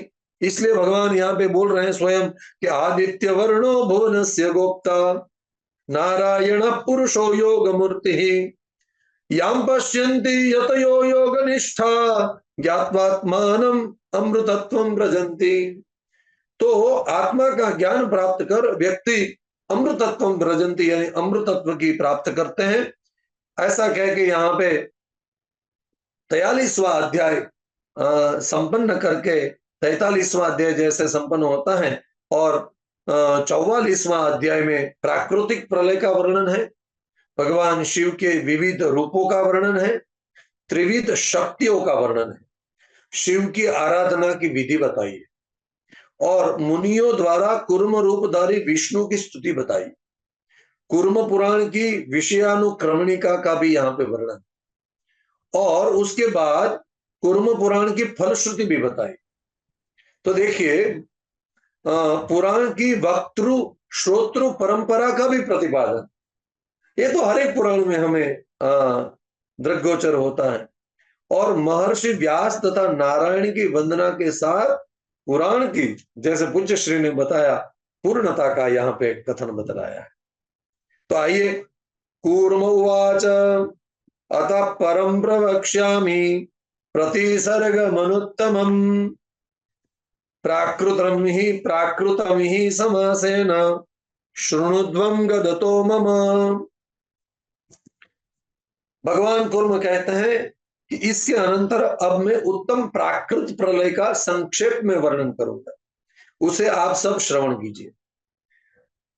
द्वितीय परार्ध में गते परार्ध द्वितीय कालो लोक प्रकालनः कालाग्निर्भस्मसात् कर्तुम करोति निखिलम महत्। ब्रह्मा की जो आयु दिव्य 100 वर्ष की है, इस काल को पर कहते हैं और इसका आधा भाग यानी परार्ध होता है। तो उस द्वितीय परार्ध में यानी ब्रह्मा जी की परम आयु के 100 वर्ष का जो समय है उसकी बीत जाने पर समस्त लोकों का लय करने वाले काल रूप कालाग्नि संपूर्ण जगत को भस्मसात करने का निश्चय करता है। और महेश्वर देव अपनी यहाँ पे ये प्राकृतिक आदि जो प्रलय हम सुन रहे हैं ना, तब हमें ऐसा लगता है कि सृष्टि बनाने में ज्यादा समय लगा। नहीं नहीं, जैसे जिस क्रम से बनती है ना, उस क्रम से ही उसका संहार हो रहा है। तो ये बड़े मजे वाली बात है। हमें तो क्या लगा, एक सामान्य हम देखते हैं कि एक बिल्डिंग बनाया 2-3 साल लग गया, हाँ, और बुलडोजर घुमा दिया तुरंत हो गया। सोमनाथ में तो अभी वही कार्य चल रहा है, बाबा का बड़ा प्यार से विस्तार चल रहा है। हाँ, तो महादेव स्वयं वो प्रलय संहार करता है, वहां पे संहार नहीं होगा तो भला कहाँ होगा। हाँ, तो आनंद की बात है। और यहाँ पे बताया है कि भगवान नील लोहित महादेव भीषण रूप धारण करके उस अग्नि में प्रविष्ट होकर महाकाल रूप होकर वो लोक का संहार करते हैं। काल भी वहां पे प्रवेश नहीं करता। इसलिए उज्जैन में जो महाकाल है वो दक्षिणाभिमुखी है, उनका मुख दक्षिण की ओर, क्योंकि सबको दक्षिण का जो अधिष्ठाता यम है उनसे भय है, और यम जिससे डरता है वो स्वयं महाकाल है। तो दग्धेष्वेव देशेषु शेष देवेशु देवी गिरिवजात्मजा एक आशा साक्षिणी संबोधिष्ठते वैदिकी श्रुति। उस समय साक्षी कौन होता है? तो यहाँ पे लिखा है कि संपूर्ण देवताओं के दग्ध हो जाने पर श्रेष्ठ पर्वत की पुत्री देवी पार्वती अकेली ही साक्षी रूप में उन शिव के पास स्थित रह के रहती है, ऐसी वैदिक श्रुति है। शिरः कपालिर्देवानां कृतश्रगवरभूषणः आदित्यश्चंद्रादिगणैः पूरयन् व्योममंडलम्। उसके बाद देवताओं के मस्तक के कपाल से निर्मित माला को आभूषण रूप में धारण करने वाले हजारों नेत्र वाले, हजारों आकृति वाले, सहस्राक्ष सहस्रपात आदि हजारों किरण वाले, हजारों हाथ वाले वे भगवान स्वयं चर्मांबधारी महेश्वर अनंत सूर्य और चंद्र के समूह को समस्त आकाश मंडल को व्याप्त होकर ऐश्वर्य योग में स्थित होकर भगवती पार्वती को देखते हुए परमानंद में अमृत का पान कर स्वयं तांडव नृत्य करते हैं। तो तांडव जो है, उन्होंने जब संहार कर लिया और आनंद आया, उनको तो संहार में आनंद आता है, तो तब वो, और तांडव नृत्य की मजा कब है? जब माता पार्वती के साथ मुख दर्शन होता है, तब वो बड़े स्मित के साथ तांडव नृत्य करते हैं। पति के नृत्य रूपी अमृत का पान कर, यहाँ पे देखिए, पति पीत्वा नृत्यामृतम, ज्ञानामृतम, भोजनामृतम, हाँ, शिवामृतम तो बहुत देखा है। यहाँ पे एक बड़ा अच्छा शब्द आया, नृतामृतम। हाँ, एक जो तांडव नृत्य है उस नृत्य का अमृत देवी भर्तु परम मंगला योग मास्ताय देवस्य देह मायाति शूरिना। उनको लगा कि इससे बड़ा कोई मौका हो ही नहीं सकता। इस दृश्य को जो मैंने दर्शन किया है वो सदैव मेरे आंखों में रहे, इसलिए उस दृश्य का दर्शन करके आंखें बंद करके वो स्वयं भगवान शिव के देह में समा गई। और संत्यक्त्वा तांडव रसम स्वच्छ एव पिनाकदृक् ज्योति स्वभावम भगवान तत्वा ब्रह्मांड मंडलम। और ऐसा देखा कि पार्वती जी ने अपने शरीर में प्रवेश कर लिया है, तो पति के नृत्य रूपी ये जो आश्रय लिया था भगवान शिव के शरीर में प्रविष्ट हो जाने से ब्रह्मांड मंडल को दग्ध करने के अनंतर पिनाक धारण करने वाले भगवान अपनी इच्छा से तांडव रस का परित्याग कर ज्योति स्वरूप अपने भाव में स्थित हो जाते हैं। लय जब होता है ना, तो जीव मात्र नहीं, देव मात्र नहीं, ब्रह्मांड नहीं, एक चीज, अणु, परमाणु, कण, सबका लय हो जाता है, सबका लय होता है। तो और ब्रह्मा विष्णु तथा पिनाकी शिव के इस प्रकार स्थित हो जाने पर अपने संपूर्ण गुणों के साथ पृथ्वी जल में विलीन हो जाती है और अपने गुणों सहित उस जल तत्व को हव्यवान अग्नि ग्रहण कर लेता है और अपने गुणों सहित वह तेज वायु में विलीन हो जाता है। आकाशाद वायो, वायोरग्ने, अद्य पृथ्वी। ये जो क्रम है, अग्नि अग्निरापः, तो ये जो क्रम है वो वापिस ये व्युत्क्रम के माध्यम से सब लय होता है। विश्व का भरण पोषण करने वाला वायु अपने गुणों के साथ आकाश तत्व में लीन हो जाता है, और अपने गुण सहित वह आकाश भूतादि अर्थात तामस अहंकार में लीन हो जाता है। तामस अहंकार के बाद अव्यक्तम जगतो योनि संहरेद एकम अव्ययम, सभी इंद्रिया तेजस अर्थात राजस अहंकार में विलीन हो जाती हैं। उसके बाद देवगण वैकारिक अर्थात सात्विक अहंकार में प्रलीन हो जाते हैं, और वैकारिक तेजस तथा भूतादि तामस नामक 3 प्रकार का अहंकार महत्त्व में विलीन हो जाता है। और यह महत्त्व पृथ्वी से अहंकार पर्यंत समस्त तत्वों का मूल होने के कारण एक प्रकार के अमित तेजस्वी ब्रह्मा ही है। प्रधान पुंसो रजयो रेश संहार ईरितः महेश्वरेच्छा जनितो न स्वयं विद्यते लयः। इस प्रकृति पुरुष वियोग को ही अनादि प्रकृति और पुरुष का संहार कहा जाता है, क्योंकि सांख्य शास्त्र के माध्यम से यदि देखें तो इन दोनों के नित्य होने से इनका लय नहीं हो सकता। जो नित्य है, लय हो गया तो नित्य कैसे होगा? तो लय नहीं हो सकता। यह वियोग रूप लय भी महेश्वर की इच्छा से ही होने वाला है, स्वयं नहीं हो सकता। गुणों की साम्यावस्था ही प्रकृति है और अव्यक्त है, इसे माया के रूप में समझना चाहिए। तो आगे बताया है कि सर्वेश्वर जो भगवान है, किंतु देव देवम महादेवम सर्वशक्ति समन्वितम आराधयत वे गिरीशम सगुणम वात निर्गुणम। जब भी हमें अनुकूलता हो तो हमें सर्वशक्तिमान सर्वशक्ति संपन्न सनातन देव गिरीश महादेव की सगुण अथवा निर्गुण किसी भी रूप में आराधना अवश्य करनी चाहिए। उसके बाद मया प्रोक्तो ही भवता योग प्रागेव निर्गुण आरु रुक्षुस्तु सगुणम पूजयेत परमेश्वरम। अब यहाँ पे पिनाकिनम त्रिनयनम जटिलम वृत्तवाससम बताया है कि योग मार्ग का जो भगवान ने एक सबीज समाधि योग और निर्बीज समाधि योग के बारे में बताया है कि पूजये पुरुषम विष्णु चतुर्मूर्ति धर्म हरि अनादि निधनम देवम वासुदेवम सनातनम। भगवान नारायण का ये जो चतुर मूर्ति धर्म है, भगवान का जो चतुर्व्यूह है, नारायण, संकर्षण, प्रद्युम्न और अनिरुद्ध, हाँ, इनका चतुर्व्यूह के दर्शन के बिना हमें ब्रह्म वैकुंठ की प्राप्ति नहीं होती।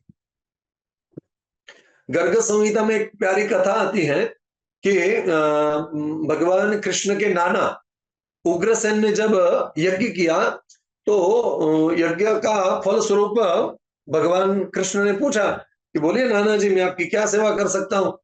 तो नाना जी ने बोला, हमें सुना है कि आप जब सांदीपनि पढ़ने के लिए गए थे तो आपने आपका जो गुरु का पुत्र मृतपुत्र था उसको आपने सजीव कर दिया और ला भी दिया। तो मुझे भी कुछ इच्छा है, क्योंकि मैं अभी पुत्रेषणा से बाहर नहीं आया हूं, तो मेरा जो बेटा है कंस आदि न्यग्रोध आदि जो मेरे 9 बेटे हैं जिनको आपने मार दिया है, उनको आप जीवित कर दो। तो भगवान को लगा कि नाना जी को मोक्ष नहीं मिलेगा, तो मैं मातृ श्राद्ध जब करूंगा तो ये तो सब मुझे ही करना पड़ेगा, और नाना जी की बात नहीं मानेंगे तो पुत्रेषणा बनी रहेगी। तो क्या करना चाहिए?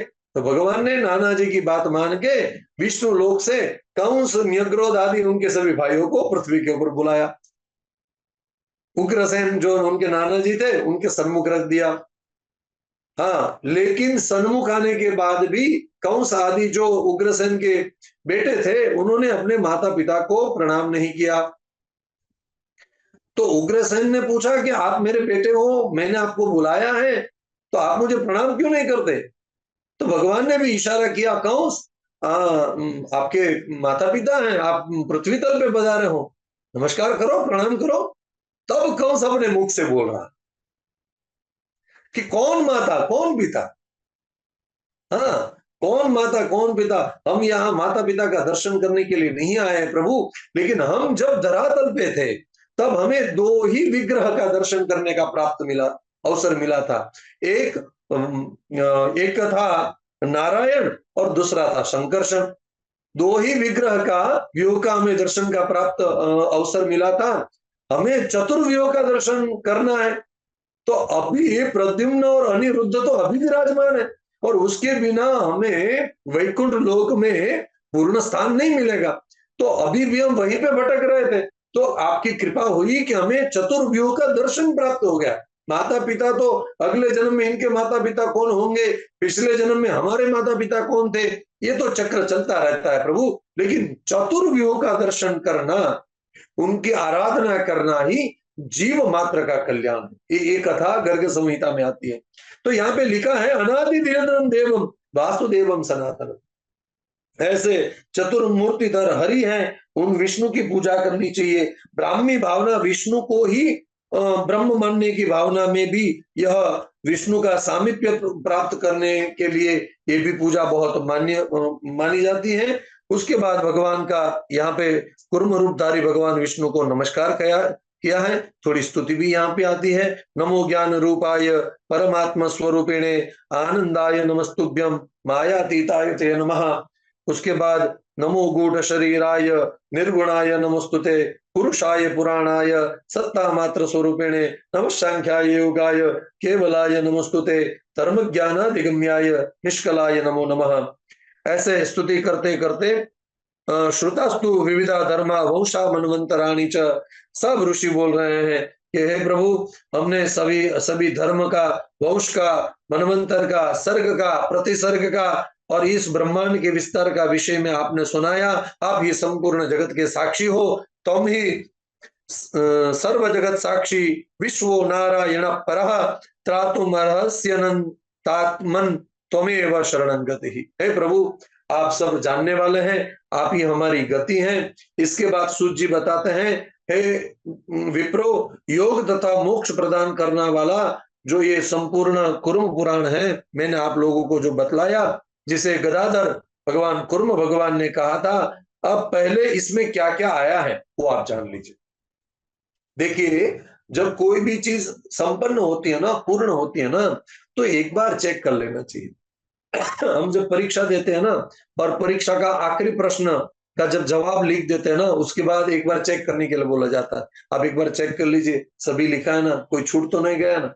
तो पुनः एक बार यहाँ पे अनुक्रमणिका के माध्यम से बताया है कि अस्मिन पुराणे लक्ष्म्यास्तु संभव कथित पुरा मोहाया शेष भूतानाम वासुदेवे न योजनम। हमारे पूज्य गुरु जी श्री नरेंद्र भाई पंड्या जी से, उनके मुख से प्रथम अध्याय का जो आरंभ हुआ था, मंगलारंभ हुआ था, वो पूर्णाहुति ही बता देती है कि निर्विघ्नता से ये कार्य कितना सरलता से संपन्न होने जा रहा है, जिसके हम सब साक्षी बन रहे हैं। उसके बाद प्रजापतियों की सृष्टि, वर्णों के धर्मों और उनकी वृत्तियों का वर्णन, धर्म अर्थ काम एवं मोक्ष के शुभ लक्षणों का यथावत वर्णन किया। यहाँ पे हमारे जो ये जो अनुक्रमणिका है, उनके बारे में जो जो अध्याय हमने जिन जिन को दिए थे, उन्होंने बड़े विस्तार से सभी को न्याय दिया है। उसके बाद आदि सर्ग के पुनः 7 आवरण युक्त ब्रह्मांड का वर्णन आया, फिर हिरण्यगर्भ सर्ग कहा गया। उसके बाद यहाँ पे प्राचीन काल में मधुकैटभ के वध का और नाभि कमल से ब्रह्मा का जो अवतरण हुआ उसकी कथा आई। फिर पिनाकिनी से देवी अलगाव का कथन आया। इस पुराण में नंदी महाराज की भी बड़ी रोचक कथा आती है, हाँ, जो शिलाद ऋषि का बेटा है। और आप देखेंगे कभी कोई पुलिस वाले की गाड़ी से आप ध्यान करेंगे, तो पुलिस वाला जो पीएसआई या पीआई जो बैठा होगा, उनका जो ड्राइवर होगा ना, वो भी पुलिस वाला होगा। उनका ड्राइवर कोई सामान्य नहीं होता, वो भी पुलिस वाला होता है। तो भगवान का वाहन जो धर्म रूपी नंदी है, वो भी स्वयं भगवान शिव से शिव के गुणों से युक्त है। और भगवान ने उनको, यानी शिलाद ऋषि ने उनका भी जात कर्म आदि संस्कार करवाया। और वो इतना भोला भाला है, नंदी इसलिए भगवान ने वाहन के तौर पे चुना कि आप कभी भी किसी खेत के अंदर, वो ट्रैक्टर वगैरह साधन तो अभी आए, पहले से आप देख लीजिएगा कि खेत के अंदर कोई भी आप एक सीधी लाइन देखेंगे तो सीधी लाइन कौन कर रहा है? किसान कर रहा है। किसान तो बैल के पीछे पीछे जा रहा है। लेकिन जितना जिसको जो कार्य दिया जा रहा है, उनको यदि कोई भली भांति निभा रहा है तो वो नंदी है। हाँ, और हम जिसको कार्य सौंप रहे हैं और वो भली भांति निभा रहा है, वो यदि नंदी है तो नंदी के ऊपर बैठने वाला आनंदी है।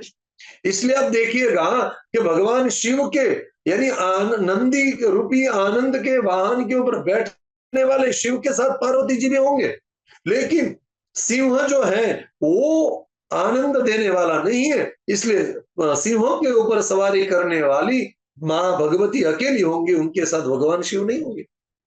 तो कुर्म पुराण में विस्तार से ये सारी बातें आती हैं। उसके बाद दक्ष के तथा महात्मा कश्यप से होने वाली प्रजा सृष्टि का वर्णन आया, हिरण्यकशिपु के नष्ट होने तथा हिरण्याक्ष के वध का वर्णन आया।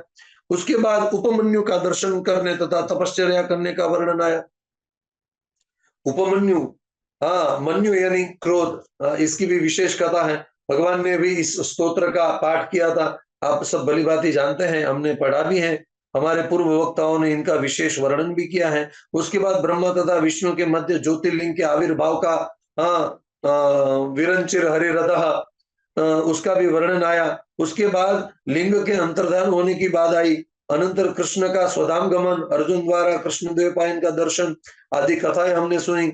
और इसके बाद भुवनों का वर्णन, महात्मा केशव के शयन का वर्णन, उसके बाद शास्त्र का अध्ययन बताया। उसके बाद कुर्म रूप का भगवान ने परित्याग कर कर देवी लक्ष्मी के साथ भगवान पुरुषोत्तम विष्णु अपने धाम में चले गए और मोक्ष प्राप्त करने की इच्छा के लिए क्या करना चाहिए उसकी भी बात बताई। उसके बाद मैं बताया कि इसका ठीक ठीक ज्ञान प्राप्त कर भक्ति योग्य श्रेष्ठ ब्राह्मणों को इसे सबको सुनाना चाहिए। इससे वह व्यक्ति सभी पापों से मुक्त होकर ब्रह्म सायुज्य प्राप्त करता है। और यहाँ पे लिखा, यो शब्द दाने पुरुषे दद्याचा धार्मिके तथा संप्रेत्य गत्वा निरयनुषणम योनिम व्रजत्यधः नमस्कृत्वा। हाँ, यहाँ पे लिखा है कि ये कुर्म पुराण कोई लिख के वैदिक ब्राह्मण को दान करेगा, उनकी भी वही ब्रह्म विद्या प्राप्ति के लिए उनको दूसरा जन्म भी विप्र कुल में मिलेगा और ब्रह्म विद्या का वो अधिकारी बनेगा। मैं ये इस बात को अलग से इसलिए बोल रहा हूं, यदि ये प्रक्रिया करने की इच्छा हो तो हमारे पास समय है। कनखल में जहां पे मां भगवती बह रही होगी वहीं पे ही आप लिख के दे सकते हो, अभी से शुरू कर दे तो आराम से हो जाएगा। इसके बाद लिखा है, गौतमा यदलो पूर्वम तस्मा चैव पराशरा पराशरोपि भगवान गंगा द्वारे मुनीश्वरा। ये पुराण की जो परंपरा है वो भगवान नारायण से इस दिव्य संहिता को सुनकर भगवान नारद ऋषि ने पूर्व काल में गौतम को उपदेश दिया, उसने पराशर को दिया और पराशर ने गंगा द्वार हरिद्वार में मोक्ष रूपी चतुर पुरुषार्थ का पुराण मुनियों को कहा। हे धीमान सनक और सनत कुमारों, सभी पापों को नाश करने वाले इस शास्त्र का उपदेश ब्रह्मा ने दिया था। और यहाँ पे लिखा है कि व्यास से सुनकर मैंने आप लोगों को पापों को नष्ट करने वाला इस पुराण को कहा। तस्माद व्यासाद अहम श्रुत्वा भवताम पाप नाशनम ऊचिवान वै भवद विश्च दातव्यम धार्मिके जने तस्मेद व्यासाय गुरवे सर्वज्ञाय महर्षये और पाराशर्याय शांताय नमो नारायणात्मने यस्मात् संजायते कृष्णम यत्र चैव प्रलीयते नमस्तस्मै सुरेशाय विष्णवे कुर्म रूपिणे विष्णवे कुर्म रूपिणे विष्णवे कुर्म रूपिणे। जय जय श्री कुर्म पुराणे षट्साहस्र्यां संहितायां उपरि विभागे चतुश्चत्वारिंशः श्री कुर्मार्पणमस्तु।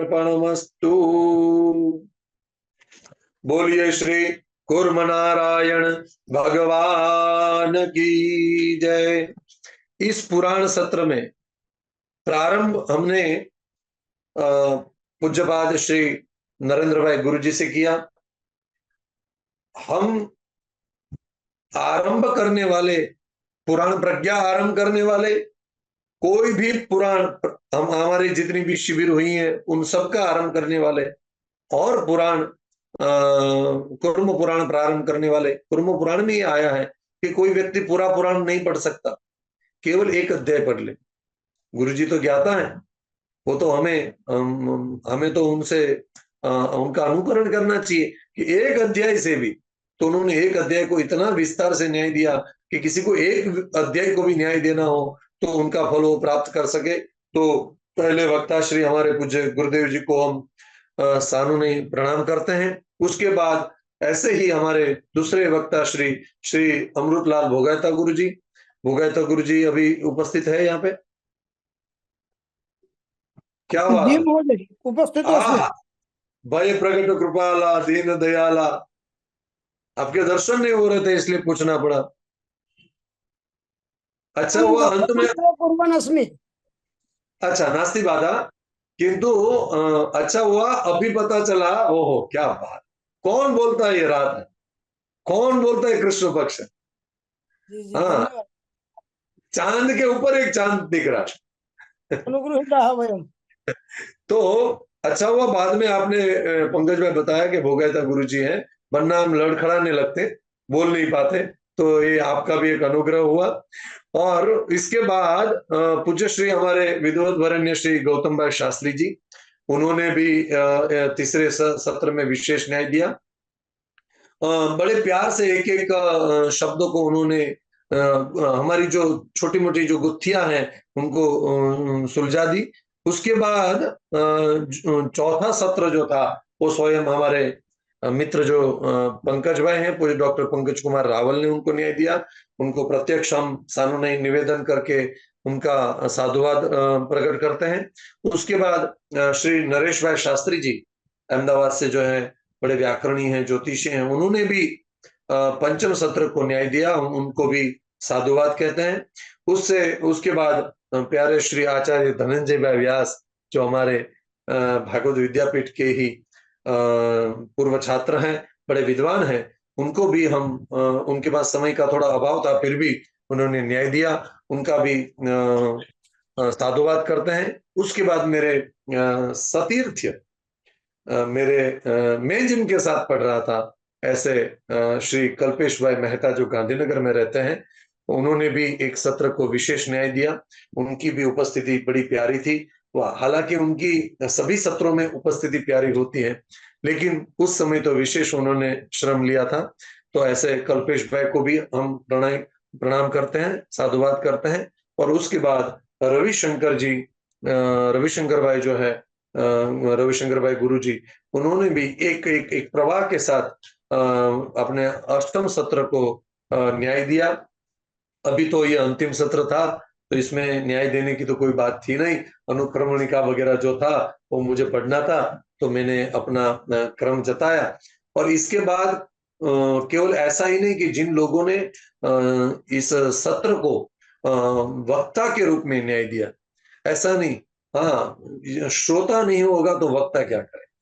तो जिन लोगों ने अपनी समय की विशेष व्यस्तता होने के बावजूद भी गृहस्थी में लगे रहे, फिर भी पुराण के लिए, अपना पुराण प्रेम प्रकट करने के लिए रात्रि का ये मध्यम थोड़ा श्रम काल होता है, जब विश्रांति की इच्छा जल्दी हो जाती है, उस समय 1.5 घंटा निकालते हैं, तो उससे उसका पुराण प्रेम प्रकट हो जाता है। वरना तो संडे के दिन, रविवार के दिन तो सब लोग घूमने के लिए निकल जाते हैं, रात को 12-1 बजे आते हैं, तो उन्होंने क्या पा लिया पता नहीं, लेकिन हमने बैठे बैठे सब पा लिया। ब्रह्मांड में क्या क्या होता है, कैसे उत्पन्न होता है, उस युग में तो हम होंगे होंगे तो किस योनि में होंगे, किस अवस्था में होंगे, वो हमें पता नहीं, लेकिन यहाँ बैठे बैठे तो ये गुरु जी की और पूज्यपाद श्री कृष्ण शंकर शास्त्री जी, उनका विशेष हमारे ऊपर अनुग्रह है। पूज्य श्री रामदास कौंडिन्य गुरु जी का हमारे विशेष हम कृपा भागी है, इसलिए हमें ये सब करने का एक ज्ञान भी होता है और बुद्धि उस दिशा में हमारी चली जाती है।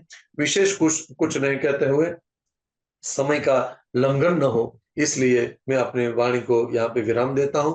कुछ क्षति हुई हो तो आप क्षमा कर दीजिएगा। संचालन में भी अब तक जितनी भी क्षतियां हुई हो, क्षतयः तु भवन्त्येव, लेकिन आप तो औदार दिन हैं, सबको क्षमा देते ही हैं, क्योंकि आप यानी क्षमा जिनका धर्म बन चुका है, तो उनके मुख से तो वही निकलेगा। आप सब विद्वानों को पुनः एक बार नमस्कार करके, प्रणाम करके अपनी बात को रखता हूं आपके श्री चरणों में। अस्तु। जय श्री कृष्ण।